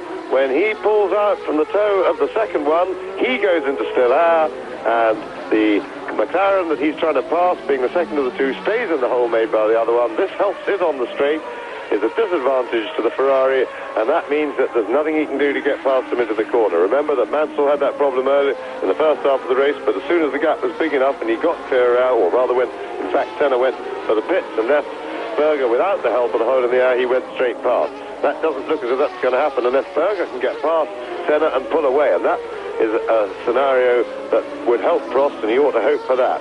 Berger looked in the mood to have a go at Senna, but I don't think the McLaren team or Senna would be wanting him to do that. But Gerhard would, I think, and there's Prost in fourth position with the McLaren of Gerhard Berger right in front of him, and unless it's happened out of shot, that is Alio despondently and ashamedly, I should think, walking in, and Larini has still not been passed. There's Mansell. Mansell takes the Ligier, and of course all this fight behind is helping Mansell, because Senna is getting in the way of Berger, who is getting in the way of Prost in fourth position. Mansell has got a comparatively clear circuit ahead of him now. He's leading by 1.7 seconds, and this is lap 58 out of 71, with Senna second, Berger in third position, Prost in fourth place. They've got to cope with Larini now in the second Ligier, with Alio, of course, very much out of the race, and we're still waiting for the fifth place man to come through, and in any second he'll be doing it, but with Riccardo Patrese now, very quick indeed, 118.3. Yes, and of course, remember, Patrese made a second tyre stop, so he's gone out on fresh rubber and done that, undoubtedly on a clear track, but that puts a marker down for the others, because there is, well, I think it's probably a bit late now, but there was a time when I was thinking certainly the Prost should be giving thought to a second tyre stop. There's no doubt that the edge has gone off the tyres that these leaders are now on, especially with the ferocious battle that's been raging. That doesn't do the tyres any good in their long-term durability. And with about 20 laps to go, it occurred to me that Prost could be examining the possibility of another pit stop. And Prost coming past Berger now. Prost is inside him. He's definitely got the corner. Berger will fight, but he can't fight from the outside. Prost, we didn't see it, but sure, he is through. So, now, the battle for the World Championship. The current World Champion, Alain Prost,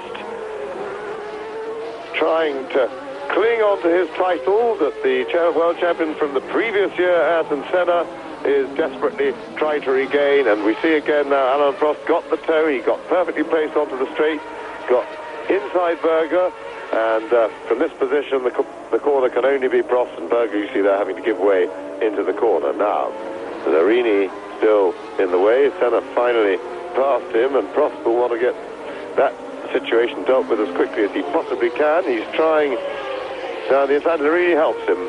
Well, not brilliantly helped. He didn't give him any signal, but by holding Berger up a little bit there, that will please Prost. So it was the intention, the thought was there by Larini, but the execution of it was thoroughly incompetent. 10 laps to go at the end of this one. We've got a feast of Grand Prix racing in front of us, with Nigel Mansell leading at the end of the lap.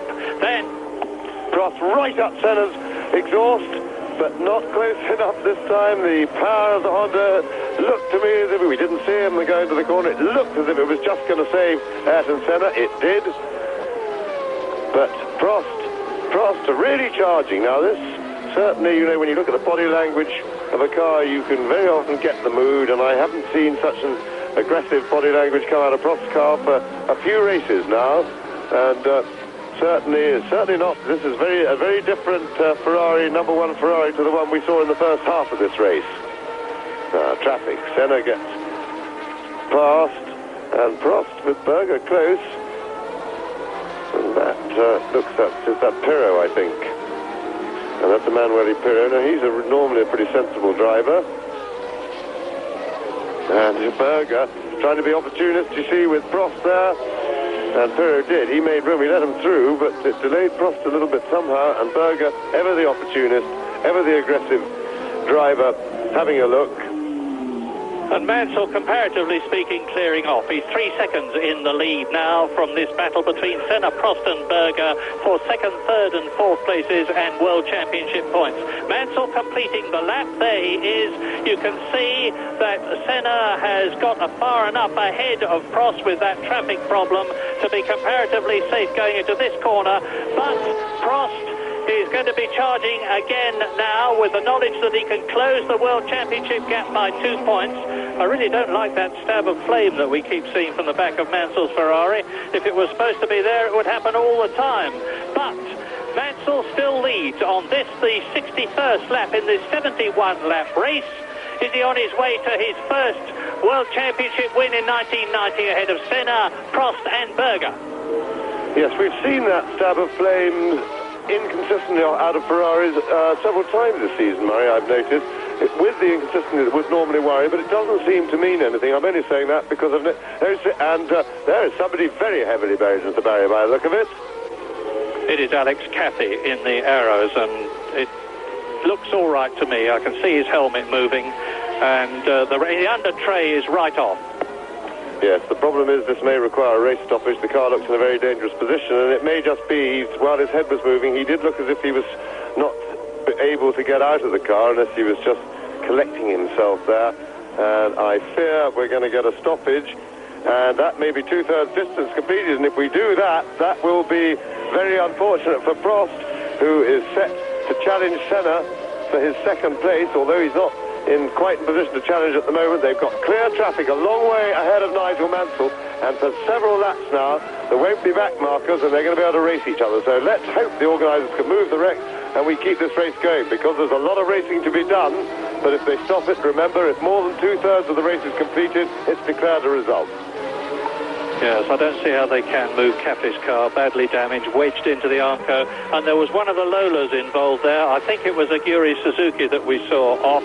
But anyway, we are now on lap 62 in this Portuguese Grand Prix, which is turning out to be such a brilliant race, with Senna second to Mansell. He's closed the gap a bit, 2.8 seconds, by lapping 4/10 of a second faster than Mansell. Alain Prost still in that third position, but only a second or so behind Senna. Berger fourth, Piquet in the Benetton is in fifth position, Nannini sixth, Patrese seventh, Alesi is eighth, and everybody has been lapped up to Alesi, who is eighth. You're watching Senna second. Yes, and that car certainly looks, Cathey's car looks in a very dangerous place. Without a crane, I don't think they'll be able to move it. And I'm sure there'll be some pretty unhappy drivers after the race, because that is, in the normal run of things, a place where they would definitely stop the race, because it's right on the outside of the corner, pretty much on, very close to the racing line, and anybody who slides off is liable to go straight into it, and hitting stationary cars is always pretty disastrous. Now, Prost has 10 laps to do something about clinging on to, and it's red flagged, and that will be, I'm afraid, the end of the Portuguese Grand Prix. I was just about to say that Alain Prost had 10 laps to get ahead of Senna, which with proper Ferrari tactics would have enabled him to win the race, leaving Senna third if Mansell had done the decent thing, which we're sure he would have done, to stop and let Prost past him, and that could have made all the difference for the championship. But this accident gives Senna a fantastically strong position. Well, highly regrettable, but eminently sensible, because as you can see, Alex Cathey is still in the car. They have not been able to get him out. I hope from his head and arm movements that he's okay. Professor Watkins is out there, and Professor Watkins is one of the top neurological men in Britain, and he is the permanent doctor for the Grand Prix circus. And I hope that Cathey has just hurt his legs a bit, nothing more than that. I mean, I hope he hasn't hurt his legs, but obviously there is some problem there. It was very difficult indeed to stop the Portuguese Grand Prix on coming up to the line with the drivers stopping and getting out. There is no doubt that this race will not be restarted because, as James has told you, 2/3 of it has been completed, with Nigel Mansell having won his first Grand Prix of 1990, Ayrton Senna in second place behind him, Alain Prost just less than a second in third place behind Senna, but that means to say that Senna has got 2 more points ahead of Alain Prost, with Berger in fourth position, and it means to say that in the World Championship, as you watch the winner, Nigel Mansell, coming in his Ferrari, presaging, we hope, drives for the Williams-Renault team in 1991. Ayrton Senna leads the World Championship from Senna 6, Prost on 60, Gerhard Berger in third position in the World Championship and fourth in the race. Yes, with 3 Grand Prix to go now, as they look over Alex Caffey on the side of the track now. With 3 races to go, an 18-point lead for Ayrton Senna over Alain Prost, and that really is virtually unassailable. The only glimmer of hope to help to make that slightly softer for Alain Prost is, of course, that Senna, oddly enough, is the person who will have to drop more points and drop them sooner in this championship. Remember, it's only your best 11 result, and therefore Prost could be construed mathematically to be slightly closer than 18 points. How much is too mathematical for poor old me to understand or know, but certainly it is a little bit of help to Prost. But it is virtually over, and Prost will be, I'm sure, a bit miffed now, because he was in a position to pass Senna and pull anything up to 5 points on him, and that was denied him by the accident. The race stopped 10 laps short, and a little lucky break for Senna, but I don't think he really needs it. Well, we'll hope that Alex Caffey is all right. Mansell has won the Portuguese Grand Prix, a very fine and well-deserved victory, which gives him his first 9 points from one race of the year. Ayrton Senna in second place, Alain Prost in third position, and to make the top 4 men of Grand Prix racing complete, Gerhard Berger in fourth position. And behind Gerhard Berger, who was, of course, driving the McLaren Honda, in fifth position, it is the Benetton of Nelson Piquet, and in sixth position behind him, his teammate, Alessandro Nannini. Only those 6 went the full distance. Daveren en mee te leven met die strijd tussen de eerste 4... leven nu een beetje mee met de man die daar wordt weggedragen, is nog bij het volle bewustzijn, dat is duidelijk. We hebben zelfs even smalend gedaan over zijn ongeluk. Natuurlijk onwetend van de ernst daarvan. Al lijkt het niet zo verschrikkelijk te zijn, misschien geraakt aan de benen. Meegesleept als we werden met de ongelooflijk spannende strijd die er bezig was. En waar zo abrupt een einde aan gemaakt is. Dat is de uitslag van de grote prijs van Portugal, zoals die is opgemaakt, zoals u ziet, na 61 ronden. 1. Nigel Mansell heeft niks moeten doen voor Prost. 2. Ayrton Senna. 3. Alain Prost, die er niet in geslaagd is om Senna achter zich te houden. 4. Gerhard Berger. 5. Nelson Piquet. En 6. Alessandro Nannini. Een dolblije Nigel Mansell daar. Begrijpelijk natuurlijk. Zijn eerste Grand Prix overwinning van het seizoen. Na de tweede die hij vorig jaar won voor Ferrari. Zijn allereerste in Brazilië. En dan in Hongarije, waar hij een schitterende wedstrijd reed. Vanuit 12e positie naar de kop en winnen. Enrique Scalabroni, dat is de grijze man met de baard. De man die voor het design instaat. Niet van de Ferrari 641, maar wel van de 641-2. Heeft aan het ontwerp van John Barnard enkele aanpassingen aangebracht. Dus ik was aan de uitslag bezig. Ik denk dat ik bij Piquet gebleven was op de 5e plaats. 6e Alessandro Nannini en 7e Riccardo Patrese. Dat geeft volgende tussenstand om het wereldkampioenschap. Ayrton Senna die krijgt 6 punten bij, die komt op 78. Alain Prost die krijgt er 4, die komt op 60, die blijft dus tweede. Dat geeft wel een verschil ondertussen tussen Senna en Prost van 18 punten. Dat ziet er dus heel goed uit voor de Braziliaan. Op de 3e plaats staat Berger, die krijgt er 3 punten bij, die komt op 40. Als mijn berekeningen kloppen blijft Thierry Boutsen ondanks zijn derde achtereenvolgende opgave toch nog vierde met 27 punten. Dan moet Piquet vijfde zijn met 26 punten. Die krijgt er vandaag 2 bij. Riccardo Patrese zijn dan Nigel Mansell beter gezegd. Die wordt zesde met 25 punten. En dan krijgen we een ex-aequo, Riccardo Patrese en Alessandro Nannini met 17 punten. De heren staan op het podium, Dirk. De eerste 3 van deze grote prijs van Portugal 1990, die een prachtig kijkstuk was tot op het moment dat werd vastgesteld dat Alex Caffey zich serieus had bezeerd bij de botsing met de vangrails toen hij met zijn arrows in de vangrails werd gecatapulteerd.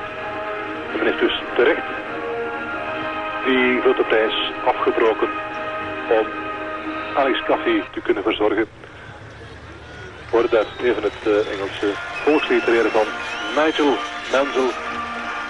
En het Italiaanse volkslied voor Ferrari, voor het Cavallino Rampante, het stijgerende paardje. Met een peinzende Alain Prost en een hijgende Ayrton Senna. Balestre die de beker mag uitdelen.